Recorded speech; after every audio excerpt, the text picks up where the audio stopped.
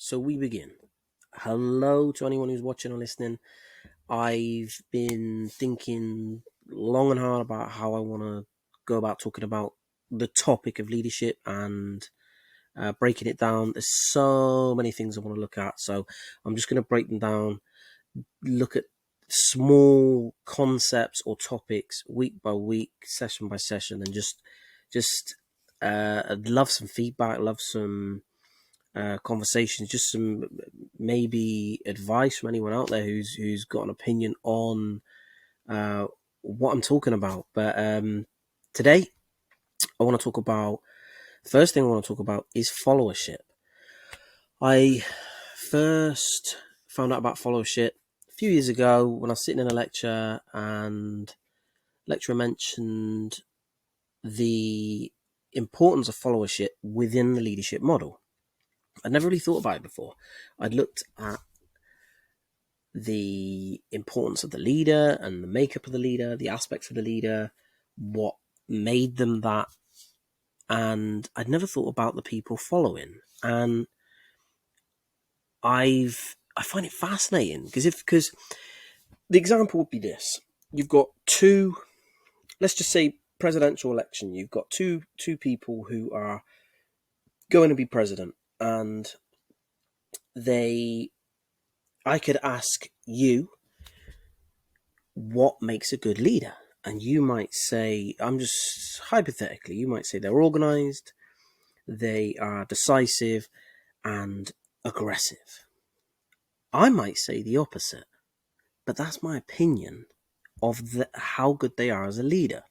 So I will vote for person B, and you might vote for person A, depending on what our perception is of what makes a good leader. Now, in politics, generally, it's about them selling you or what they say they're going to do, but the makeup of what I believe a good leader to be is very different to what someone else believes it's going to be. So I have been looking at this a lot, and I've been reading a lot of articles on followership and the power of the follower. So, example, this would be if you have 100 people who decide to stop following a leader, that leader is now not the leader anymore. So followers have a lot of power in the leadership model, which will give a leader with charm and charisma a huge advantage because they can, like the snake charmer or the Pied Piper, plays his little flute, gets all the rats to follow. So it's very advantageous to have a lot of charisma as a leader. Now, if you've got someone who's very, very, very charismatic, but a shit leader, they might still be the ones who get voted in because the charisma allows them to sell themselves. So, in a way, in a voting scenario, you want to be more of a salesman than a good leader. Because you could be the best leader in the world, but if you can't sell yourself to the people in a situation where it's a voting situation, you might never get voted in. So, in a what would you call it, situational leadership environment. So, say there's a car accident and someone just takes control, people just do listen because that person has decided to take control. That is a situation where 10 people panic, one person takes charge, and they, in a way, are voting themselves in as leader. But in a voting scenario, a politician scenario, what where everyone gets a fair chance to vote for who's in charge, this is where the if you want to call it manipulation of the follower becomes super important. Now, here's my take on this. This is something I really want to go into, and I think is what I'm going to base my PhD on. I kind of want to disprove the system, because there's lots of people lots of academics who I've read, I've spoken to, I've listened to, and they've said there's no such thing as a unanimously great leader. There's no kind of set definition of what makes a great leader.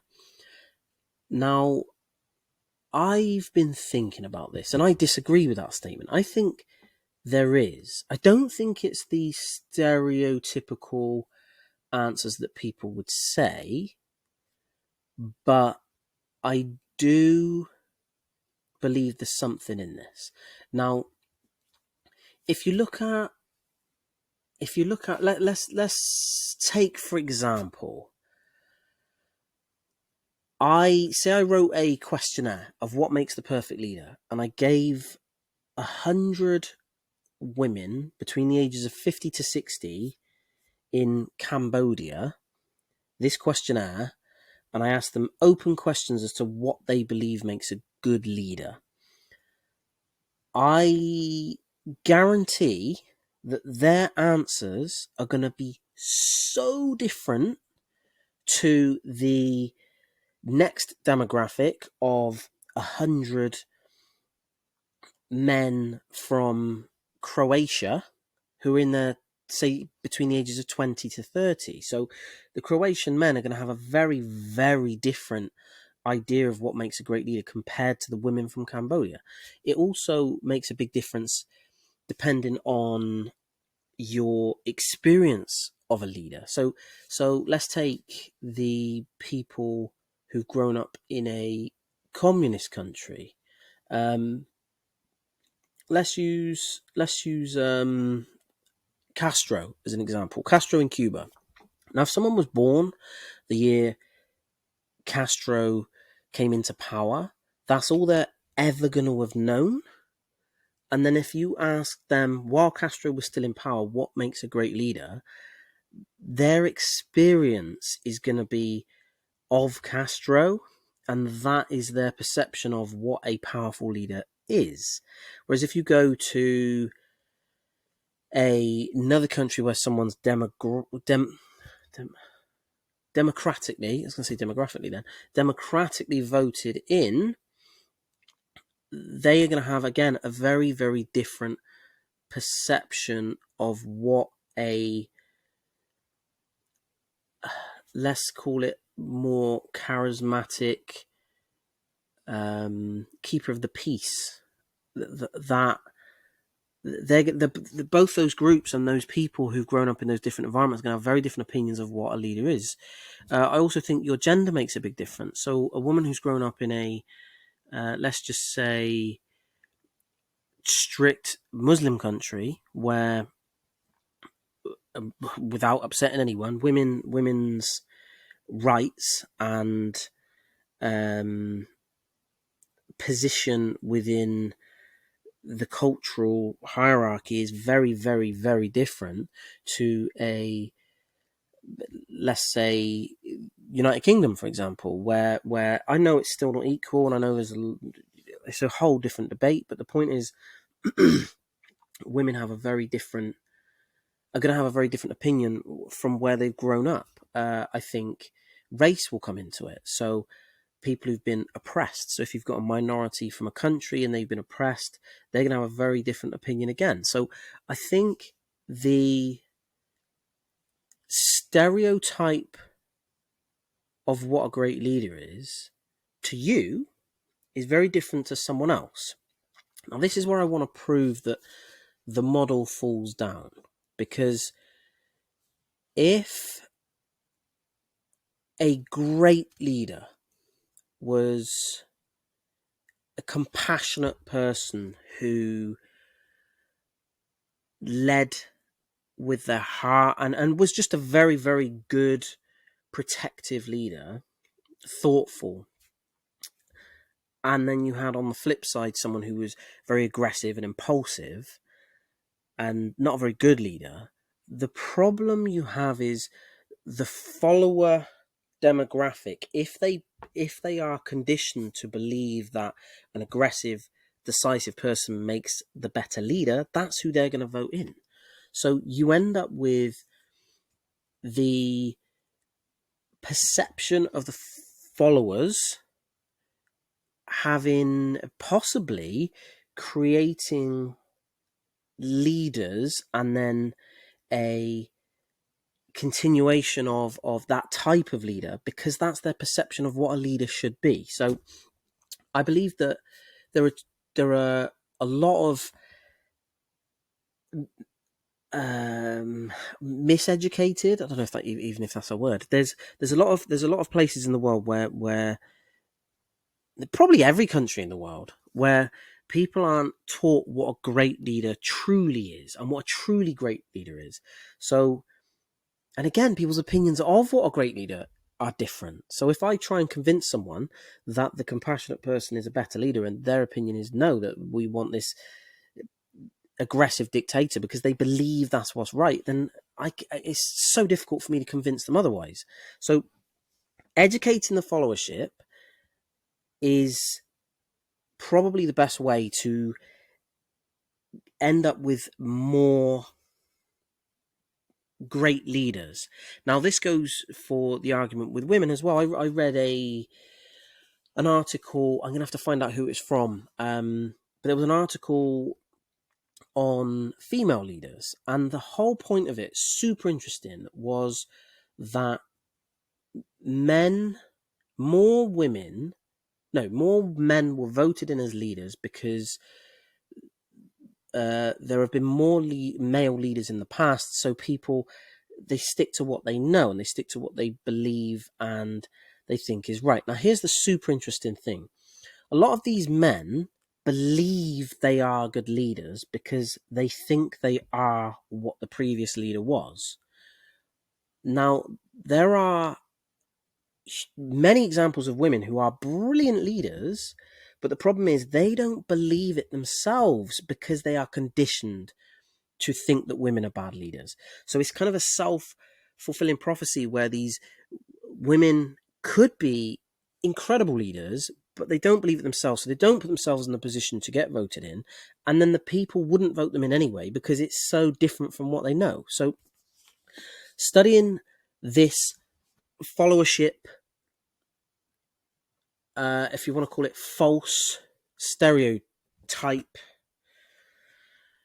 false perception of what is a good leader or great leader, is something I really want to prove and disprove, if you want to class it as that the whole system's broken. So instead of trying to say, well, this is what a great leader is, I think first you need to prove that the followership model's broken. So how can you find out what a great leader is until you essentially prove that you can't go on who's been voted in the past? You could have 10 leaders and say, oh, 9 of them are very, very similar, but 9 of them might be very wrong. They might be the wrong answer. So just because you have the 9 most common traits, or the nine leaders who have the most common traits, you might say, oh, well, those traits are common in 90% of our previous leaders, therefore that must be the right trait. Wrong. I think you need to instead scrap everything that's ever been of if you start doing statistical analysis, it's gonna be wrong because you've got too many leaders that were voted in incorrectly. So you kind of need to prove that. And I'm going to do that by using quantitative data. I mean, I could be completely wrong, but I don't think I am. I'm going to use quantitative data to basically send out questionnaires to places all around the world, countries all around the world, trying to find different age groups, different genders, different classes, everything really, different religions. I think religions will have a different perception. Different religions will have a different perception of what a great leader is. So again, it's about proving that the perception is an issue. the perception of what a great leader is. So the followership, if the followership model is broken, then how can you have a good leadership model? It won't work. It will be forever repeating the mistakes of yesterday. So the next thing that I found super fascinating was the manipulation versus persuasion debate. Now, I asked a lecturer, professor in leadership studies, I asked him what the difference was. And he said, manipulation is inherently bad and persuasion is inherently good. And I didn't sit right with me. So I did some digging. I looked up the definitions of both. And in brief, persuasion is talking someone into something, and manipulation is coercing someone into doing something against their will, if you want to call it that. So you're getting them to do something without them necessarily agreeing to it. Now, again, examples of this would be an extremist suicide bomber is probably going to be manipulated into believing that is the right thing to do, taken advantage of. They're going to be brainwashed, and they believe that they are doing the right thing. So they've been manipulated for evil gain. Persuasion would be, again, if you're looking at the positive, the opposite, so the positive side of it, persuasion would be, I have a friend who would love to be a doctor, but he doesn't have the confidence. So I talk him into it and say, it'd be brilliant for you. It would blah, blah, blah, blah, blah. And I persuade him to make that step. Now, I think that's too simple of an answer, because I think if you go one step deeper down the rabbit hole, persuasion can be used for bad. So peer pressure, perfect example. Someone knows what you're getting them to do, but you're persuading them, oh, go on, go and kick the dog. And you're persuading someone by whatever means, but you're making it obvious of what you're asking them to do. On the flip side, I believe you can manipulate someone for good. So if I had a friend who didn't want to, say, I'm trying to think of anything. Just say, again, become a doctor. I don't know why that's a good thing, but let's just say become a doctor. Now, if I try and persuade them, I know I'm never going to get there because they're so adamant they're not going to do it. So manipulation would be convincing them that it's their idea. It would be without making it obvious, it would be brainwashing them, but for the greater good, for their good. So I believe persuasion is also a very short-term thing. I can persuade someone to do something in the moment, whereas I think manipulation is something that is more of a long-term activity. So it's something that you generally need to form that relationship, you plant that seed, and then you water it and you watch it grow. So manipulation is something that takes more time. Now here's where it gets interesting. Persuasion is, there's less skill involved in persuasion. My opinion, there's less skill. Whereas manipulation requires a lot more skill, a lot more practice, a lot higher emotional intelligence. It's kind of like the film, if you've ever seen the film Inception, where you're planting an idea into someone's head and they believe it is their idea.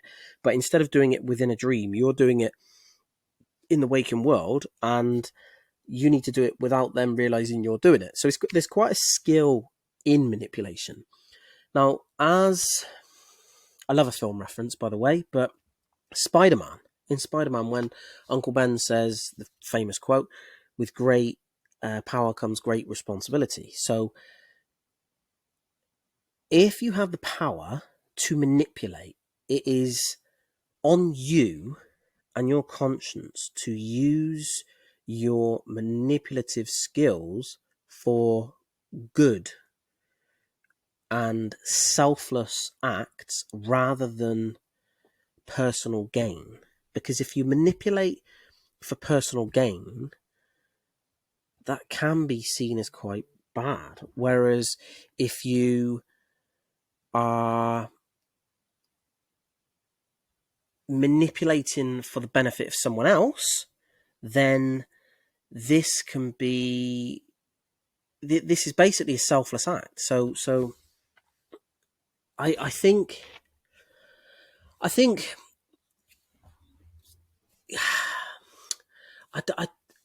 it's a very difficult subject to talk about when people who can manipulate don't quite understand the skill or art involved in manipulating.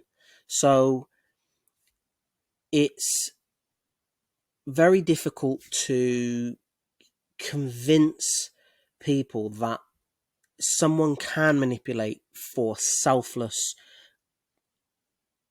acts of kindness.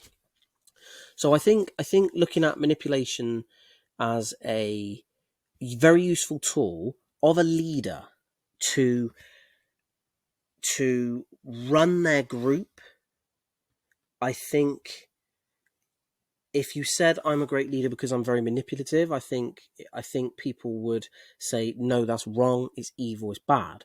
Whereas I think if you looked at, for example, you have a group of people, you have a very toxic bad apple within that group, you need to, for the greater good of the group, manipulate that person to think it's their idea to leave the group. Now, if you try and persuade them, they will probably, to spite you and to piss you off, they will stay, because some people are like that.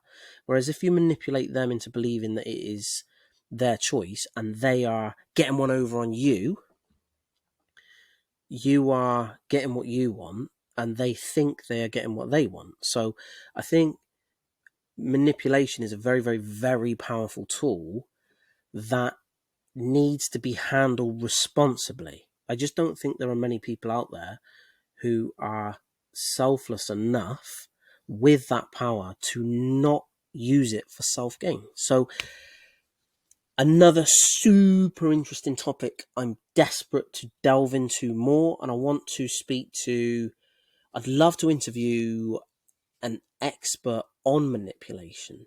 And I'd love to see their opinion and hear about their expert knowledge on how,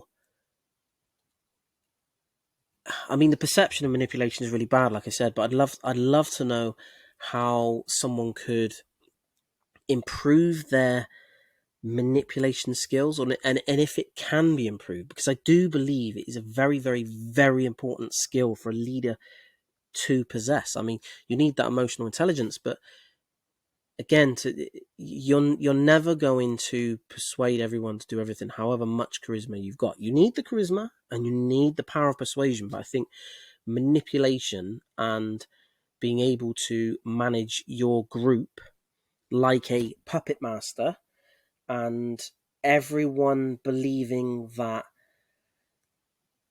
they are happy, you convincing them they're happy, you convincing them that what they're doing they want to be doing, as long as it's for the greater good of the group, and it's not done maliciously, I believe it's a very useful tool. Again, a lot of people would disagree with me, but like I said, I'd love to interview someone on manipulation. I'd love to interview a psychologist on that subject, because it fascinates me. Manipulation is a dangerous tool. It's a dangerous thing. I think it's a superpower that some people have and some people don't. So yes, fascinates me.